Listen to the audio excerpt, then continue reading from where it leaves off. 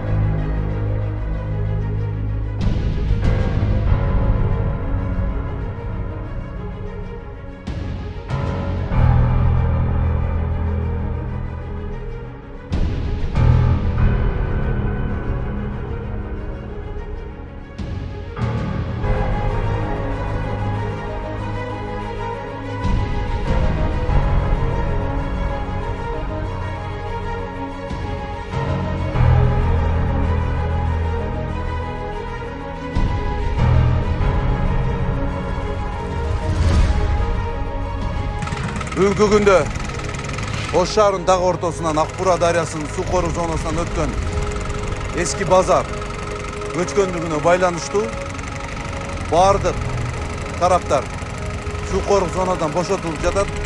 Өзүңүздөргө маалым болгондой, Жеңишбек Шерматовичтин тапшырмасына ылайык суу коруу зонасынын мыйзамдарга ылайык талаптарына жараша жеринде иштер жүрүп атат. Эң биринчиден суу коруу зонанын бошотуу максаты бул дарыяны тазалоо, санитардык тазалоого алып келүү, шарт түзүү тазалаганга, ошол эле учурда адам өмүрүн сактап калуу максатында ар кандай суу кесепеттеринен, сел кесепеттеринен алып качуу максатында бүгүнкү күндө эбегейсиз иш жүрүп атат.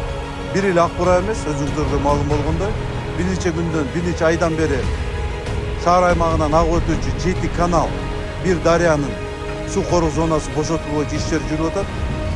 Ошонун алкагында өзүңүздөр көрүп аткандай, Акбура дарыясынын жээги, базардын теги эле ичи баардыгы тазаланып, буюрса ушул жерде жакшы бир эл эс алуучу туристтер келсе, суунун жээгине баса турган аймакка айланып, элге шарт түзүлөт. Буюрса бул иштер башталышы суу коруу зоналар боюнча мыйзамга ылайык, талаптарга ылайык биз бүгүнкү күндө Жеңишбек Шерматовичтин тапшырмасынын эл үчүн элге кайтаруу максатында чоң иштер аткарылды.